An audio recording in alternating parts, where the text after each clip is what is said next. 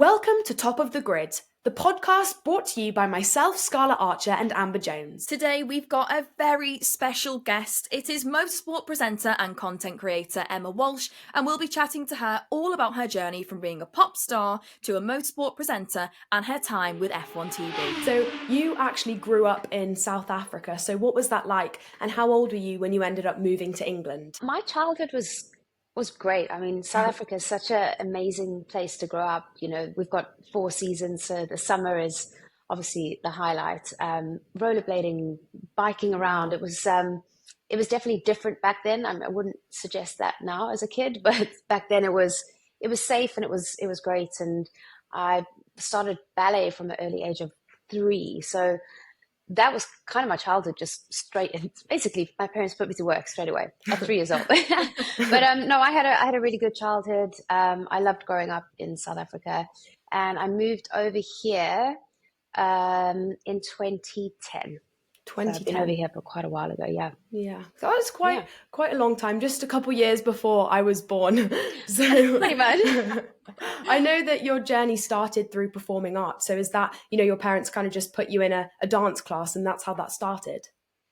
Do you know, I remember watching a ballet show on TV and just turning to my mom or dad and being like, oh my God, I want to be a ballerina. So it was like I just saw things, like I saw Formula One drivers, and then I'm like, oh, I want to do that. But yeah, it was ballet. My parents were a really big pop group in the UK, which is, as kids, we never kind of believed it. We were like, oh, you're lying, basically, because we live in this different country, and how can that be true? And they'd show us these photos and videos of like thousands of people just watching them, and they were on top of the pop, and it was amazing.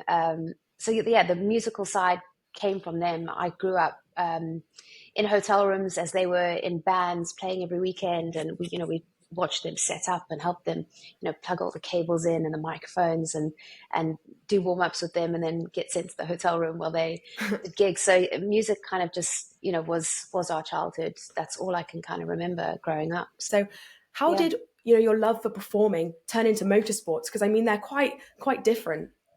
So random. Honestly, it wasn't planned at all. And as a kid, where I grew up, it was a really small town. Like I said, I was doing ballet by the age of 3, and then that kind of progressed to modern singing, piano lessons. I just remember being super busy as a kid, whether it's like most of it was outside activities because I wanted to, be in the shows and the musicals. But at school, I was athletics, swimming, tennis. Like I remember just getting home at like 8 p.m. every night as a kid, just exhausted, like Epsom bath, and just like so tired. But I wanted to do everything.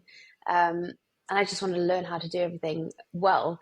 And at one stage, my parents were like, you can't do everything. Like you have to choose something now. And I obviously leaned more towards the singing and dancing. So I went full-time into that, even when I was in, we call it high school. I don't know what that's called in the UK, but from like the age of 13. So I kind of pulled back on all the athletics, and I got the principal on my side. So every time they tried to throw me into athletics class, they'd be like, no, Emma can't do athletics because she'll injure her hamstring. She's a dancer. So I started this dance school at my school to like teach people how to dance. And I was so into it as a performer, but there was not much to do as a kid in our town. So there was go-karting or laser quest, and those are the kind of 2 birthday parties that you would be invited to as a kid. And obviously the karting was very popular with the boys, but I was watching Formula One with my dad as a young kid. I was the only person in the house that would watch it with him. I don't know why. I was so drawn to watching these cars go around a track. I thought they were superheroes. I was like, how on earth do these guys drive these cars so fast and with such precision? And I was obsessed. So I was like, get me to the go-karting track. I want to learn how to do that. And like, I was really good. I don't know if I just picked it up from dancing. I'd watch someone do something, and then I'd copy the moves of being smooth, and I just started beating all the boys. Obviously they hated that, but I had no idea as a kid that would eventually lead into working into Formula One. So it never was planned, but I'm sure we'll talk about as my career went on. But there was a stage where I was like, I have to try and do something else, and I got my racing license and I filmed it for YouTube, and that was kind of the start of this new journey that I'd never planned. I just wanted to learn how to race a car. Saying about Laser Quest and karting, that just takes me back to my childhood. I think every birthday was Laser Quest or karting. So good, like yeah. no joke. And I loved every single birthday. I was like, that's my only two options. That's all I wanted to do. Even if there were more options, I was obsessed with Laser Quest. I loved it. Unlocks so many more memories that I've forgotten about. Oh, and the what is it, like the dry ice they have in the rooms, and I love that, honestly. And of course, the karting. I can relate so much as well, as being the only girl that wanted to do it, beating the boys, beating these like big older men as well. And they're like, who's this small girl that's just come out of nowhere? They think that you don't know anything about karting. And then you get onto the track and you're like, you see, I know what I'm doing. It's my favorite thing to do, is when someone underestimates you. And then it's almost given me the drive to do so much in my career, is when people underestimate you. I'm just like, okay. Because you want to prove them wrong. Yeah, exactly. I feel that even if you walk into like a garage, for example, and you're with another man, whether it's a dad, a grandfather, a boyfriend, whatever it is, and they always look at the men. They will always, and they don't even look, even if it's your car, and they will then go and talk and direct to the men. That's something I always noticed. And now I just turn around and go, I'm a motorsport presenter, so I know what that does. I know what that does. Please don't look at the men. He doesn't know anything about, well, my boyfriend does, but I'm like, they don't know anything about racing. So talk to me. But talk to us about that transition then. So you started your YouTube channel. Why did you go for YouTube specifically? It was, so career-wise, I had just come out of a West End show. So I did Greece for the West End, and that's the reason why I moved to the UK. So we did a world tour with Greece for a year, and we were all brought over here. My parents are British, so I had a British passport. So I ended up staying and then auditioning for the show in town. And I just also come off the back of being in a girl band, which is also a whole another story. You've lived like 50 lives. I'm 41. I'm 41 now. So yeah, for sure. I've done so many things. And, I was laughing to Amber the other day. I always, when somebody asks me what I've done, it's almost like I can't remember anything. I'm like, I haven't done any jobs at all. Too much. But too much. Yeah. So I've done a lot, which has been really cool. But I came off the back of this huge disappointment in this girl band with X Factor. It was like the biggest heartbreak of my entire life in 2014, where we were put together by Simon Cowell for X Factor. And I mean, we had the entire contract was set, and our lives were basically, he was like, you are ready to sign your life away. And we were like, that's all I ever wanted to do was kind of follow in my parents' footsteps as being this pop group. And it didn't work out. And I was so deflated.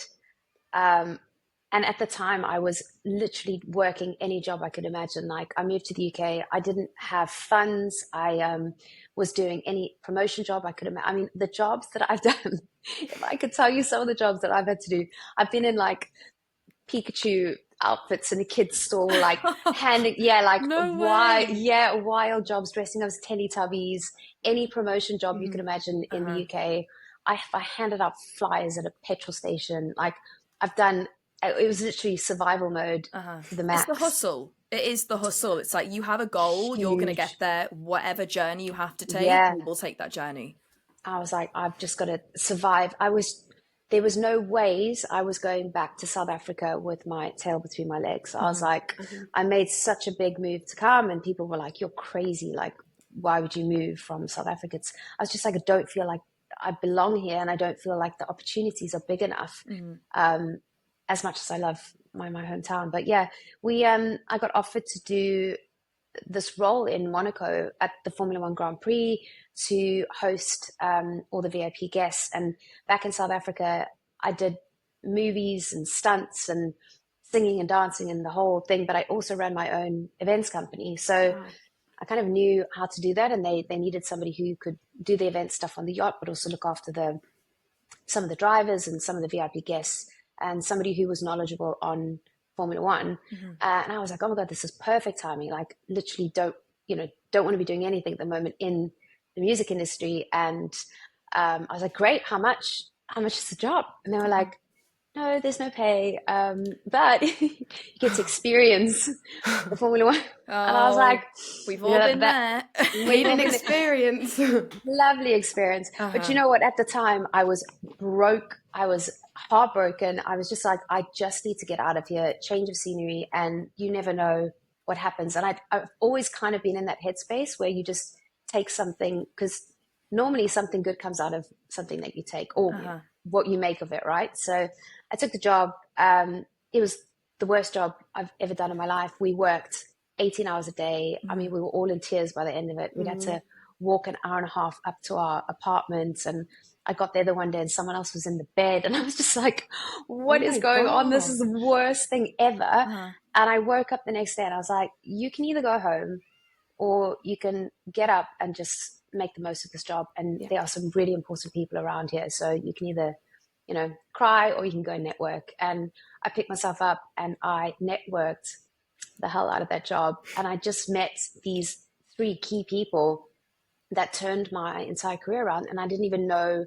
I was looking for that. And it was a YouTuber, a guy who had a Ferrari, and somebody else who did this big random, he had like this random race car at Silverstone that was just sat there, and he's like, look, if you want to go and learn how to race, go for it. And I was like, Oh my gosh. this doesn't sound right. What's the catch? What's the catch? And he's like, honestly, I don't even live in England. Like, go. Here's the contact. And he got me a race instructor. And he's like, go for it.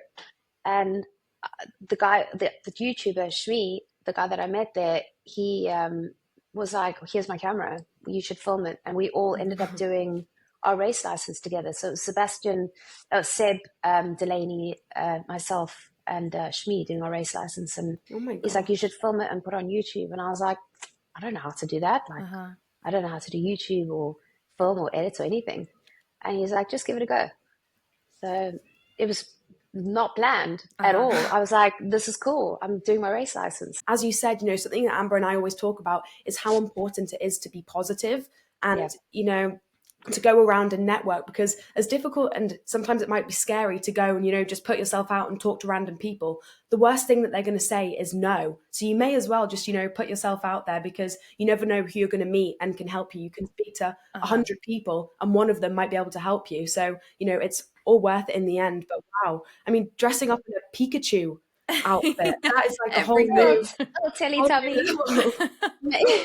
Making kids smile. They loved it, and I was like, oh my god, what is my life like in this Teletubby up? It's just like something it doesn't feel real. I know, it's crazy, but you know, my biggest strength is, and how I've got to where I've got now has been from the networking, but also my biggest weakness is having that like confidence to go out and talk to people. Like, I literally have to hype myself up to be like, right, okay, you got this. What was that transition then? You've said goodbye to sort of that performing arts aspect of it. You come into the presenting, the motorsport world. How was that transition? You go from YouTube and then you move on. It was, I think, because it came out of such a horrible event. Like, it was quite it wasn't like, oh, I'm, you know, changing careers because I'm so upset and stuff. It was just such a gradual, oh, okay, so I've made a YouTube channel and that did quite well in the beginning. And then, oh, I'm now, you know, the first female to interview a Formula One driver for YouTube, which is weird. It's weird to think that when I say those things now, it's so weird because social media is everything at the moment. But back then it really wasn't. Like, Instagram wasn't big. TikTok didn't even exist. And YouTube was, it was a male, it's a male sport. It was a male industry within the car vloggers and stuff as well. So I got thrown into this like group of guys who were doing car vlogs, and then I got thrown into this world of journalism, and I was like, wait a minute, I am not a journalist. But like, it really was like, I was faking it until I was like, okay, give me the script, the details of the car, and I'd go to a car launch and I'd learn it like a script, and then I'd walk around the car and talk about, like, I love cars and I love racing and driving, so I was very happy and, you know, grateful to be on these trips. But at the same time, I was watching all these actual journalists around me being able to talk about these cars, and I just felt like such a fake. So I was like, okay, well, entertainment is my thing. So I started, my videos were about what everyone was doing on the trip, who was there, how we interacted. And that's how I kind of like made my way in the YouTube space. But it got to a time when I was like, I just don't have enough content to keep posting about cars. And it was so car heavy on my channel. And it was ruthless. Like if you got one detail wrong about a car, they would just annihilate you. And it was too much. And I was like, actually, I'm not enjoying this space anymore. And I ended up stopping YouTube quite early on. Do you think if you didn't receive those comments that you'd still be posting on YouTube now? I don't think so. Like I said, I feel like it was such a car heavy space that I went into in the first place. And I'm forever grateful because like I got some incredible opportunities through Ferrari were the first people to reach out to me and give me a car. Like they gave me a car, and I was like, what is going on? Like, they were like, here we go. Here's a car to create content. And it was, I mean, and that was actually the first start of all the drama with, I had a huge fallout with Chris Harris actually from Top Gear, because I think it was the first time that they kind of were like, oh, what's this new industry coming up, you know, on social media? And I like Top Gear was like my dream. Like that would have been my dream to have been in that show. So Chris Harris was like, I really looked up to him. We're very good friends now, by the way. So it was all sorted out. But I think there was these comments on Twitter back when Twitter was a thing, and it just went haywire. And I was like, why? Like, I'm no one. Like, I'm not threatening to your job, but I have got this for, and I mean, the content was terrible. Like, it was really bad. But I was just so happy that I had this car. Like, here's the car. I was like, I didn't even know how to film. I think I gave it to my boyfriend at the time. I'm like, yeah, just film me driving, or I don't even know what I'm doing, like whatever. But I was just so happy that Ferrari gave me a car for my birthday. I couldn't believe it. So, but yeah, so this all came up on Twitter and stuff. And he was like, you know, I felt a bit threatened, but I was like, I'm not gunning for your job. Like, I'm not a journalist. Like I love the cars, I love the racing, and I love the entertainment. And, you know, my main reason for starting what I did in the beginning was I wanted to know more about the sport and the drivers. Like, how do they eat? How do they train? Like being a professional dancer, like, we did all these warm-ups or the choreography, and I wanted to know how they spent their days in terms of training and eating and like sleeping. And I was so interested, and you didn't get any of that on TV when I was watching it as a young kid. It was very media trained, very like professional. And so that's why I kind of started the entertainment side of the YouTube, to like get these interviews where I could ask them crazy questions, and hopefully their PR wouldn't stop me. But you know, my first interview was with Sebastian Vettel. And I had to send through the questions to Ferrari, and they were super strict. Like, no, like they just crossed out all the questions that I mean, they weren't crazy questions. It was like, what do you eat for breakfast? Or like, it was like stuff that we asked. I mean, now we're asking, you know, pizza pasta to a Formula One driver. Like, we all have these questions, and we do these silly games with them and stuff, like just to get a bit of personality out. But you weren't allowed to ask those questions. And like, I went in there, imposter syndrome to the max. I was like, who do I think I am? Like, coming into Ferrari, Formula One, interviewing Sebastian Vettel at the height of his career. I was just like, what am I doing? And the first thing they did, they put me on a sim with him in a race. I was like, have you guys lost your mind? Like, I'm going to lose my credit before I've even started. But he actually ended up crashing, and I beat him. Which was, my God. What? I was like, you did that on purpose. He's like, I actually didn't. We need to go again. And I'm like, no, your team said you only had 5 minutes. And that's it. I've been putting that everywhere. That would be in my bio. Yeah. I know. I was like, this. He's like, you're actually very good on the sim. And I was like, no, I am actually good on the sim. And he's like, fine. But we had this interview, and he was like, are you okay? And I'm like, I'm really nervous. Like, your team is just hovering around and like making sure I'm asking the right questions. And he just looked at me and went, ask me whatever you want. Just chill. He was so nice. And I couldn't have asked for, you know, a better driver at the time to make me feel comfortable. Sometimes you do go into things and you're like, how am I here? Like, and that's, I mean, everyone has to start from somewhere, but I guess a lot of people, you know, at the beginning do experience, you know, that feeling of like imposter syndrome and being worried that they don't like deserve it in a way, I guess. I don't think that goes away, if I'm honest. Like, I know that I've worked really hard. Like, I didn't have as many people helping me back then. Like, I had no one to go off. Like, it wasn't a thing. So, I was making content being like, oh, fingers crossed, this works. Like, no, it wasn't popular. So, but I don't think it ever goes away. I love how candid you are, though. I think when I was watching interviews, I was saying this to Scarlett before you joined this podcast. I was like, I watched a few interviews with Emma, and I was like nodding my head throughout the whole way, going, I feel that. Oh my God, that's so relatable. I'm like, and it's so nice that you are coming out and saying things, and even yourself, Scarlett, when you're like, I felt nervous when I did this. I think maybe it's the more, because I do media training for drivers, and I'm like, don't say this, don't say that, be careful with this. Yeah. I'm too media trained at times, and I'm not as candid as how both of you are. I love it because it helps so many other people that might be struggling with that. Imposter syndrome, we all have it, but most people don't talk about it. You see these successful people and they never speak about it. And then now, because of, the mental health landscape is so different than it was in the past 10 years, 20 years, people are coming out and saying, oh, I felt like this and I feel like this on these days. And I'm not always positive and happy and bubbly like you might see on my socials or whatever it is. So it does help so many people that, you come out and you talk about these experiences. So in terms of challenges, have you faced any, specifically being a woman in motorsport? I mean, obviously, yes. Like, it was even more so back then. It was such a male-dominated space. Like, even the guys that I was working with on YouTube were all guys. I was the only girl at the time. I think there was another girl that came quite soon after that. But yeah, for sure. I mean, it was very... And I think also because I was kind of feeling my way into this new career that wasn't a career at all yet. So yes, I mean, there were challenges for me in general because I was kind of doing a new job that wasn't even a job role.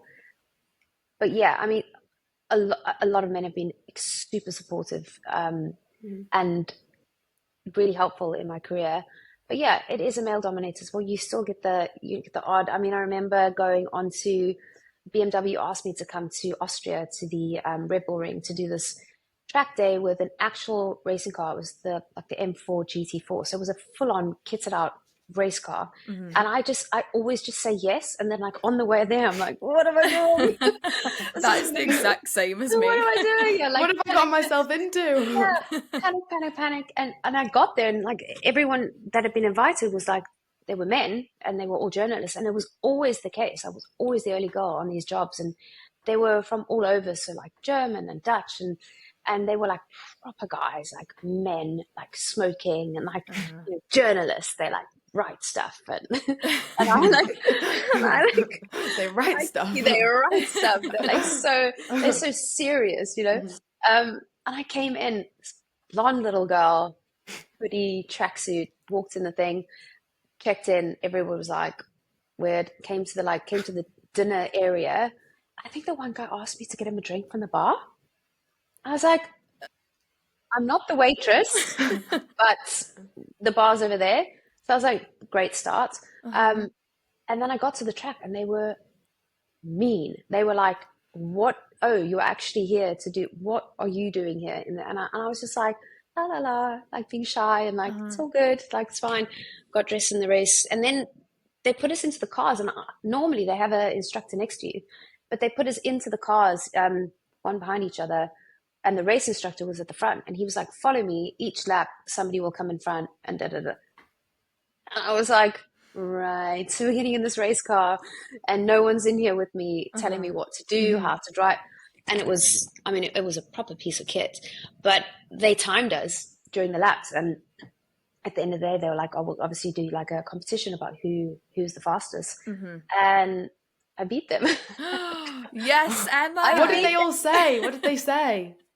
The one guy came up to me and apologized. He said, I have to say, I'm really, because not only was I there racing, I was filming. So I was setting up GoPro. This is when I did everything by myself back in the day, setting up GoPros, and you're making sure that everything's there, the sound, the microphone, the angles, everything on is charged. And not only that, and then you're also racing around this track. So he came up to me and he's like, I have to say, I'm so sorry. Like, first of all, for judging you when you came in. Secondly, for asking you to get me a drink at the bar.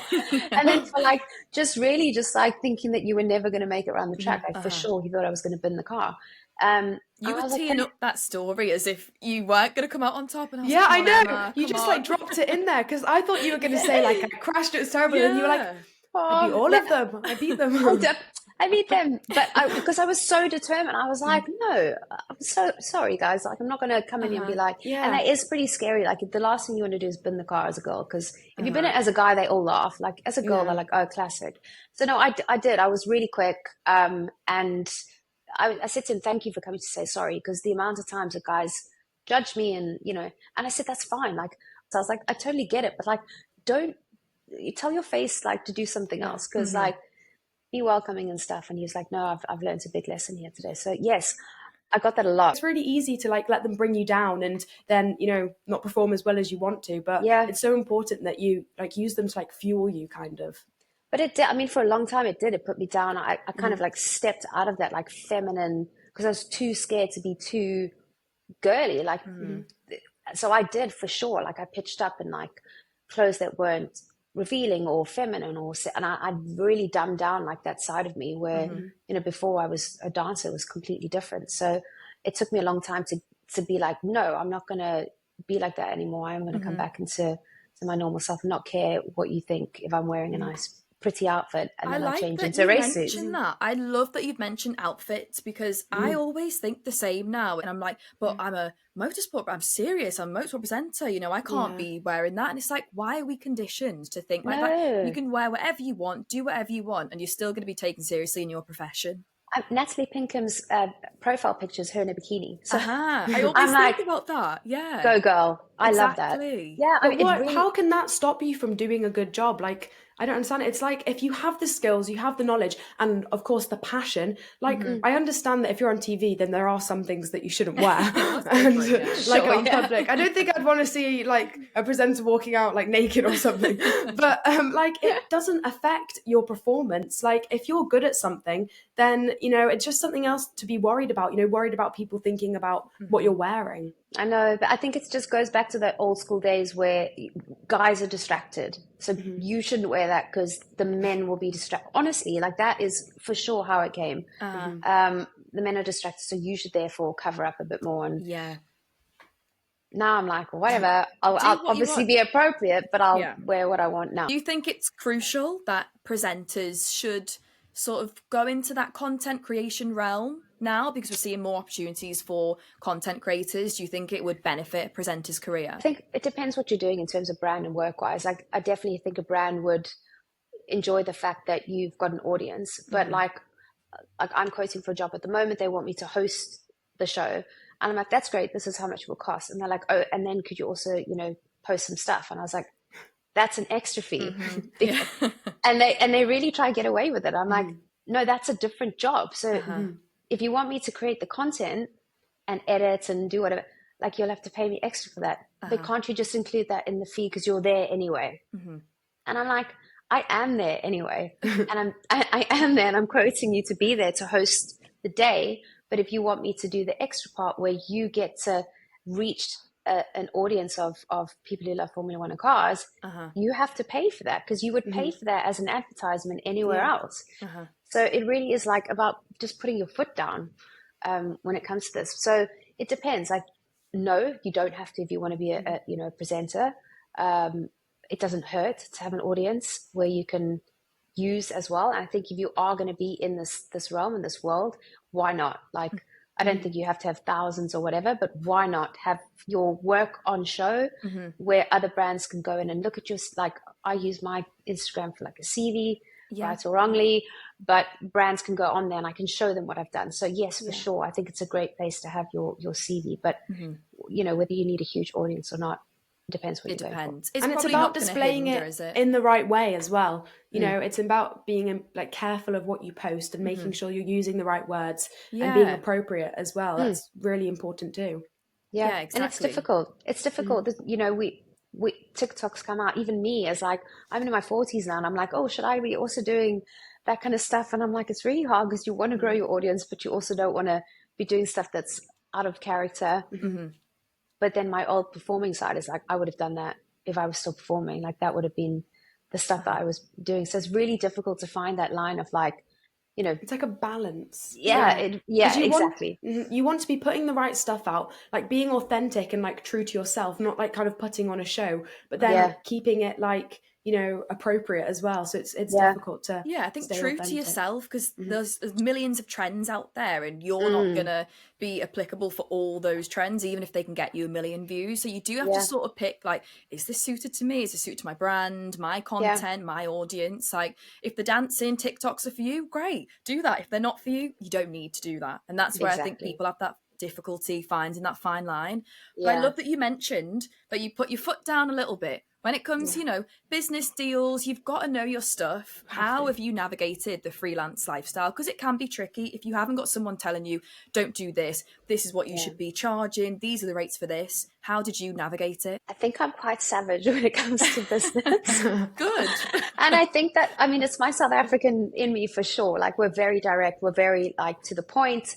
But I also think it was having to work from such a young age. I was always, looking after myself. So I was always negotiating deals, even from 16 when I started my first job. Like, I was negotiating my rate as getting paid, or like, do I get commission off this? Like, I was always like trying to find out how I can survive, So I think the negotiating skills came from a young age. I always looked after my own contracts as a dancer.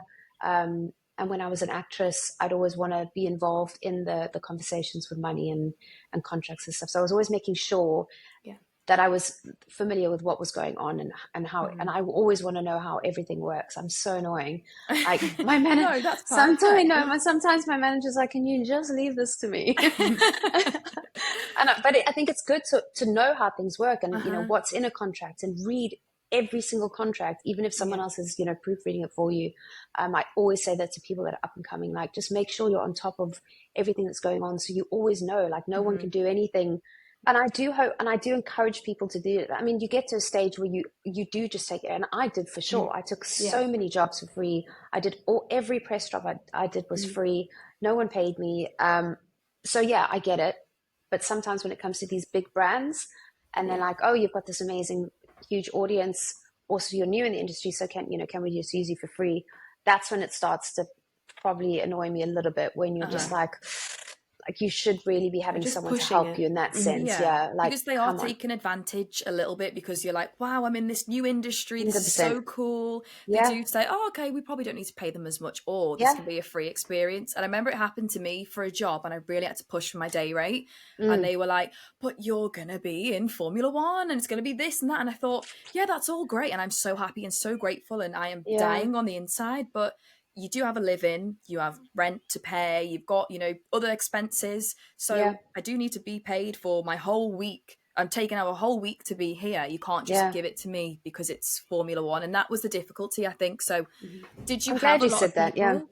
Yeah, because even you mentioned beforehand, and I'm like, that's why you do need to stand up for yourself a little bit, because they will throw it at you, especially in these glamorous industries. Because they do, and it's the experience. And here's the thing, and sometimes you do have to take it, because you're like, do you know what, that is a great experience, but there's a lot of times where I have to turn things down. I know they're just going to offer it to somebody else if I don't take it at that rate, and I'm like, guys, I can't actually do this for this amount of money. Like, I have to put my foot down. So they do try their luck for sure. I mean, and every brand's the same, of course. Like, everyone has a boss, so they want to make sure that they get the budget right. And I get it, it's a business, but I do really encourage people to, like, make sure they know maybe the rate they should be offering, or get yourself somebody who knows, and just kind of try and stick to it as much as you can. And always negotiate would be my Don't just take it, stand up always for yourself. Negotiate. You have to. How did that F1TV job come about? Because that was huge when that came out. We were like, oh my gosh, Emma,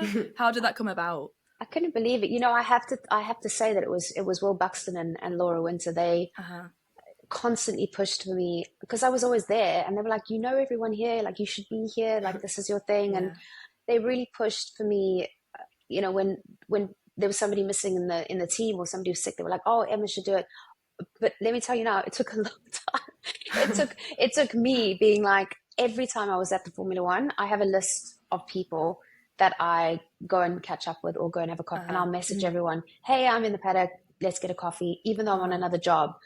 Like, obviously I'm professional, I do my job. And then if I have a minute, I'll be like, Red Bull, who do I know at Red Bull here? Oh, okay, we spoke about a job. And I'll go in and sit and take like 10 minutes and have a chat to them. And I do it throughout the whole paddock. And I did it for years, just making sure that I was always in someone's Connected. mind. Yeah, because, you know, you could say, oh yeah, but they know me, but you're not on their mind at the time when a job comes up. You know, it's like me when they say, what jobs have you done? And I can't even remember what I've done. So, you know, when people are saying, who do you know for this job? You're not going to be the first person always that comes up in their mind unless you are fresh in their head. So I would always make such an effort. And Laura and Will saw that, and they were so good with me. But yeah, they were like, this you need to speak to. And it was just constantly, every time I was at the track, hey, do you want to catch up? It took a really long time. And eventually they were like, someone's sick, you need to fill it. And it was a fill-in position. It wasn't an actual full-time role. So it was really last minute. And it was really like, I was like deer in headlights because they couldn't, the person who was doing it before had left, and they couldn't explain quite how the job went because they'd never done it. And I was like, oh my God, I have no idea what's going on. I know. And it was the track TV. So it was around the track, which was obviously a little less, you know, a little less pressure. But during the day, Will was like, I'm going to get you on F1TV. I'm like, it's fine. He's like, no, I think you've got, I'm like, yeah, it's fine. Honestly, like today's been a lot. And it was a lot, like it was a lot the day. And I was like, no, I feel like, phew, you know, I've done really well today. I'm really proud of myself. And he's like, no, we're going to get you on for after race interviews. And I was like, oh God. And I was like, oh God, yeah, not at all. And I'm sat there and I'm like, when did these happen? I have no idea. Like, is it like, do you wait? Do they come to you? Do you have the right questions? Like, do you tell me what to ask them? I had no idea what was going on. And I sat in this room where you all watch the race, and I'm like watching people, and I'm like, okay, I need to make notes. And I'm like, well, okay, that's happened. I'm making notes. And I'm like, I said, turn to Will, and I'm like, at what point do we go out and ask the questions? And he was like, now, it's now. And I was like, oh my God, I was so nervous. And he's like, right, you've got Toto Wolff and Christian Horner. And it was at that Austrian race where Max and Lando had crashed into each other. And he was like, all right, go talk to Christian. I was like, oh God. And I was like, no one's prepared. I kept looking at Will. I'm like, I can't do this. And he was like, you can do this. I'm like, what do I ask him? And you know, Will, he has so many words all the time. And he was just like, threw all these questions at me. And I was like, I didn't get one of those. Like, he's like, okay. Just gone over. He's like, go. And it was so manic because we were running from one end of the paddock to the next just to try and like catch them on an interview. And Christian, thank God, I know him from before. And I literally just interviewed him earlier. And if Track TV were like, how did you get an interview with Christian? I was like, oh, was I not supposed to? Sorry. And they were like, no, how did you? I said, oh, I asked him. And then and then I did it. And they were like, wow, thank you so much. Like Track TV doesn't normally have that kind of level of interview. I'm like, okay, cool. I guess that's cool. So then when I went to him afterwards, and he was like, what's wrong with you? And I'm like, I'm so nervous. He's like, why? I was like, because this is live. He's like, you literally just interviewed me. I'm like, I know, but now it's live. And like this whole drama's happened with Max and Lando. And like, what if I say the wrong thing? Like, what if you like are really nasty to me on camera? And he's like, Emma, just ask me whatever you want. I promise you I'll be nice. And I'm like, okay. So I was like, but it was Max's fault, wasn't it? And he was like, you're like, don't say that. And he was like, Emma. But yeah, no, it was amazing. And, you know, Will was so great. He pulled me on the F1 TV, and it was, honestly, it was really up to them. And how did you feel afterwards? Because having all this support from everyone, and Will and Christine, these people saying like, you're amazing, you can do this. How do you then feel after? I mean, no, I thought I was terrible. I was like, I need to watch that back. Like, I thought that was the worst interview I've ever done. You know, I really did. And I was like, I need to watch that back. Like I stuttered on a word, and I was just like, when I interviewed Toto, the crowds were screaming.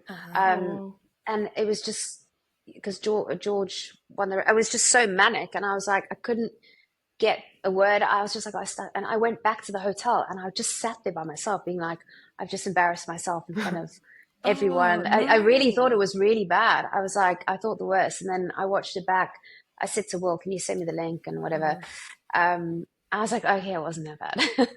No, really, I was like, it wasn't that bad. It wasn't great, but it wasn't that bad. But you know, again, you look at those and you learn, and I'm like, okay, what would I do next time? But it is, I mean, it was a really scary moment. Like you and imposter syndrome to the max at that point, because I was like, what am I doing interviewing these guys after the race? It was, and you know, but you are your worst enemy. You always going to be your worst terrible. enemy every single time. Even like, I remember I had like opportunities and jobs, and I thought afterwards, I was like, gosh, that wasn't my best work, was it? And then I get an email from someone like, hey, we saw you on this job, we'd love to have you on, whatever. And I was like, they hired me Really? from that? Yeah. What's going on? But it's just because you have too many like different perceptions of yourself, I think, and you think, oh, that was so bad, and all these negative thoughts are floating, when it was probably a fantastic performance, even if there was a stutter. Who cares? You care, I don't know. But who else cares? We were walking down with Oscar, and luckily we know each other a little bit. So I was like, hey, how's it going? And the first thing I said to him, I was like, that was not the result that you expected. Like, you must be pretty happy with that. Like, he did really well. And he was like, not really. I was like, oh, right. Okay. Good start. So. Yeah. And we were walking down, and I just laughed. And I was like, okay, well, that wasn't obviously what I thought you were going to say. But anyway, so I carried on the interview, and your producer, because you're walking, you do the walking chats. Producers supposed to be in front of you, and because it was all so last minute, there was somebody missing, and she was kind of holding the it was so chaotic behind the camera. And you're trying to like walk and talk, and she's grabbing the wire and then like feeding him backwards because he's walking backwards, and I'm like, I have no inner ears because it was last minute that I was coming in, and it was a interview that would feed back to Will, and so it was timed. So I had nobody in my ear saying how long or ask another question, or the producer was like holding the camera guy and doing the wires, so she wasn't there, and I was just like, I'm just going to keep going. Like, no one said anything, so I kept going, and as I started the last question, she just went like, I just saw her come into the frame and go, and I just went, all the best. All the best. And Oscar went, right. Okay, cool. Right. Emma, we can talk to you all day. This is so great. Like, we have like so many more questions. I'm like, don't want to take too much of your time, but I do really want to focus on some of the highlights of your career. And Autosport International wasn't that long ago now. Yep. Tell us all about that. I mean, I remember I was watching a video of you standing on the car, and I thought, one, the balance, how has she got that? Two, my thighs would be like killing. The strength that you need to have to hold yourself on this moving vehicle. Crazy. But I know you have mentioned you did do some stunt work and in movies and things. So tell us about Autosport and your stunt work. Well, let me tell you firstly, I tried to get out of that a few times. Terry Grant is an incredible stunt guy. When I first did my very first show, I think it must have been 2019, I was asked to come and host this show with Crofty. And obviously that was a huge, huge job for me. It was a live show, and also they were like, oh, I know you do stunts, do you want to get involved? I think I ended up coming from a wire from a seat. Jess Hawkins was my stunt double, and we like swapped car seats, and I ended up coming down from a wire onto a Formula One car. So random. Oh, and there's me like the dancer coming down with their like pointed feet, and I was just like very confused at what my role was at that stage. But every year I'd go, and Terry Grant would be like, I never knew the show, just so you know, the show's put together the day before. So there's no, we do the script the night before. We do one rehearsal in the morning. So I have no idea what I'm doing at any time. And I get there and Terry's like, I have an idea. And I'm like, oh God, here we go. Oh, no. It's always something crazy. So the one year it was coming down on the rope. The next year I was actually drifting a car around the arena, which that was what I wanted to do. And I was drifting around Crofty as well. And I had to do this. I drifted, and then I come into him and I skid like that, and I get close to him like that. And I was obviously being cautious because it was Crofty. It's a second year. Don't want to run him over, you know. Second year that I've been working. Yeah, I've been working with him, and he said, you should get closer. I went, all right, well, I can. I was like, but just like you might want to like get out the way just in case. But also we can make it quite dramatic. Like you can pretend that I'm, going to hit you or whatever.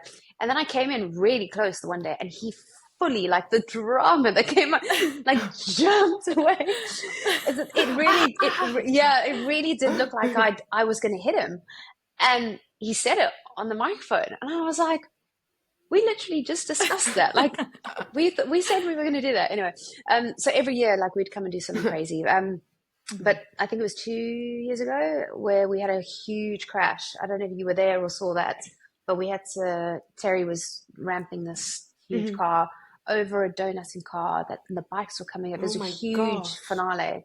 And it went really, really, I mean, Terry never makes mistakes, and I trust him with my life. And I was, I'd seen him do this jump a million times, and it went really wrong, and the whole car rolled. And like the audience was like, because it's a stunt show, they were like, was that supposed Is to it happen or was it meant to not? happen? But Yeah. and honestly, like my life flashed before my eyes. It was pretty scary, but like also very calming and slow. I was just like, oh, I'm like, is this happening? It is happening. And Yeah. I just threw the mic, threw the It's script, kind of and I like just you're in went into, shock. yeah. Yeah. And I just went into, and luckily I've crashed a lot of cars on purpose in my stunt career. So, To prepare but anyway, yourself. we survived. But this year, I was like, let's not do that again this year. No. And he's like, well, can you jump on the bonnet of a car? And I'm like, probably. And he's like, we'll try jump on this bonnet. And I like jumped up and I'm like, okay, I'm like feeling very old this year. And I'm like, haven't been training. And I was like, that kind of hurts my thighs, but yeah, I can jump on it. He goes, okay, cool. Now the car will be coming towards you. I'm like, right. No. I was like, right, in what sense? He's like, well, I'm going to get in the car and then I'm going to get out the car. And then it's just going to be like circling on. I said, so there's no one in the car. He said, no, it's just circling by. And then you jump onto the car. And I was like, right. I was like, Oh my God. can we go and practice that? Because can you do it first? And so he says, I'll jump first. And so he brings the car and he locks the steering wheel so that it goes. But now obviously the car can move. And then there's a car in the circle of that doing some donuts, which moves as well. So everyone's there kind of just making sure that it's constantly in the right circle and it's not going to hit the concrete wall. And he does his first jump and he goes straight into the windscreen. I was like, good. Good. He's like, okay, so don't do that. So when you jump up. And I'm like, okay. Eventually there were 2 speeds to the car and I jumped up. I was like, oh, I did it. He goes, okay, good. Now the car's going to be going doubly as fast. I was like, right, okay. Oh no. He's just making it harder and harder. I know. I was like, so classic. I was like, no, I can do this. He's like, no, I think it'll look really cool. I'm like, okay, I've got this. And I think I did like 4 jumps and I was like, my legs. I was like, there is no chance in hell because there's 12 shows. I said, there's no chance I'm going to be able to do this all weekend. Like, I'm going to wake up tomorrow and not be able to walk. Like, trust me, when you get much older and my age, like, you don't recover as quickly. So the next day I said to him, I was like, can we just have like a backup just in case this doesn't, in case like I get to the car and I'm like, I can't jump. And you can't do it. I can't jump. And he goes, Em, I love you. No. There's no backup. This is what it's going to be, and it's amazing how quickly your body kind of like just goes into it fixes itself and it gets used to the jump. It's that it was 12 jumps performer in you as well. I think the performer's like you're in autopilot. It's not going to let you not do that. Even if your body wants to give in, it's like, no, Emma, I did go into the windscreen the first time I jumped. And then the next couple of times until I got really used to it, I did like the Spidey pose. And I'm like, who do I think I am? This like superhero jumping on this car, like just in case I fell into the windscreen. But no, I managed to get it at the end. And obviously it looked quite seamless towards the end. But yeah, my poor legs. Seriously. I think he just needs to make a hologram of you instead. Yeah. It would be so much easier. I was like, what is the insurance on this? Yeah. Last question, Emma. What would you say to any aspiring professionals, whether that's race car drivers, presenters, engineers, but women that want to get into the sport? What would you say to them? I think do your research. Like we said, make sure you're well aware of people you're interviewing and just doing your studies on that person. Networking. Just networking. Go to the events, talk to the right people, do your research before you get there. Make sure you know who's in the company, who are the right people that are going to be able to give you those opportunities, and then just keep in touch. I think it's so important to have that like relationship where you do go into the paddock and honestly, I come out of those weekends and I'm exhausted. I don't want somebody to talk to me for 2 days, but that extra mile, making sure that we're on a break for an hour, not filming. I'm like, right, who's in the paddock? Who can I go and say hi to? Even if it's just a wave, or how are you? How's things going? How's your year? Anything exciting happening? Just making that extra effort constantly to make sure you're, fresh in their mind and just likable. I mean, if you're not a likable person, then I don't know what to say. But I think just making sure you're out there, just do your research and just stay in your own lane. It's so difficult with social media now to compare and look at people doing jobs and maybe doing what you want to do. But you will get there if it's meant to be for you and you work hard, you will get those jobs that you want to do in time. And just and being yourself and authentic as well. People can smell fake from a mile away. Like, sure, of course you can go say hi to everyone. Like, but like if you're not sincere and you don't mean, like, I genuinely want to go catch up with everyone. I want to go say hi. I want to see what's going on. And I think people can feel that. So if you are just going in there to be like, hey, what work can you give me, kind of thing, trying to get something. It's about building those like true connections, and you make so many fantastic friends, and people really do notice. It doesn't even have to be talking about motorsport or jobs, just having a quick conversation with someone, and doing it repetitively because you want to. It really forms a connection. It's amazing. And more of not talking about motorsport, because that is where the connection comes. Like, people don't often want to talk about that stuff in the paddock. Like, they're at there, it's a job for them. So it's like really just catching up with them on a personal level. So thank you so much for being on the podcast. You are such a delight, a fantastic presenter. Please get rid of that imposter syndrome, because you are just so talented, so skilled, so knowledgeable, and it's such a pleasure to have you on the pod, and people are going to be so inspired with this podcast. So thank you so much, Emma. Girls. Thank you so much. It was so nice to talk to you both as well.